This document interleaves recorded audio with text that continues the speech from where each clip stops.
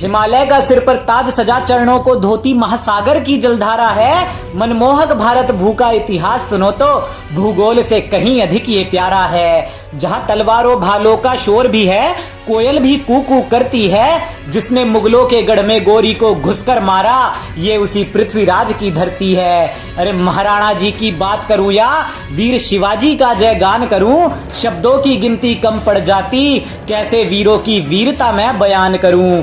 इस काबुल से कुछ वहशी दरिंदे इस पावन माटी पर जब आए थे, 80 किलो का भाला ले रणभूमि में मानो धर्मराज स्वयं धरा पर आए थे। अरे महाराणा प्रताप के रण में तीर चले कोई बात नहीं, शमशीर चले जज्बात नहीं। जो भेद सके सीना महाराणा का, मुगलों के शस्त्रों की थी औकात नहीं। कटे मस्तकों का अंबार लगा रण में बिता रहा जवानी को, सरदार वो था एक मेवाड़ी, मुगलों के सिर काट काट करता था भेंट भवानी को।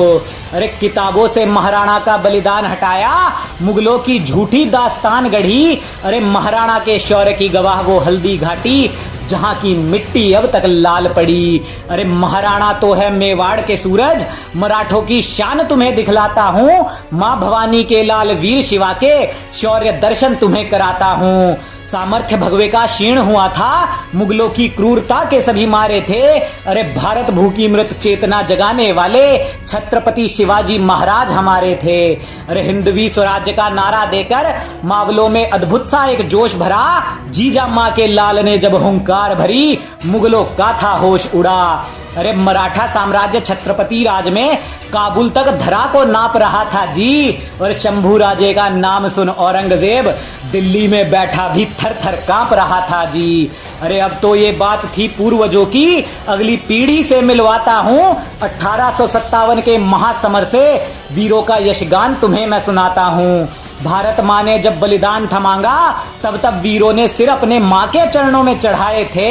याद तो होगी वो झांसी की रानी, जिसने अंग्रेजों को नाको चने चबवाए थे। याद तो होगी मंगल पांडे की वो पहली गोली, जो राष्ट्रवाद की एक चिंगारी थी। अरे भारत माँ के शेरों को जगाकर अंग्रेजों ने भूल कर दी भारी थी। चुल्लू भर पानी में डूब मरे वो, जो बच्चों को रूस की क्रांति पढ़ाते हैं। भारतीय क्रांति को कलम से लिखने वाले वीर सावरकर को गद्दार बताते हैं। अरे धन्य है वो वीर सावरकर, जिनकी पुस्तक को भगत सिंह भी सीने से लगाकर चलते थे। उसी पुस्तक के पन्नों के तले आजाद हिंदुस्तान के सपने पलते थे। ये वो ही भारत माँ के वीर सपूत हैं, जिन्हें याद कर सीना गर्व से हर देशभक्त का फूला है। अरे इसी पावन माटी पर 12 वर्ष का खुदीराम हंसते हंसते फांसी पर झूला है। अरे कितनों के बलिदान गिनाऊं, गिनती कम पड़ जाएगी।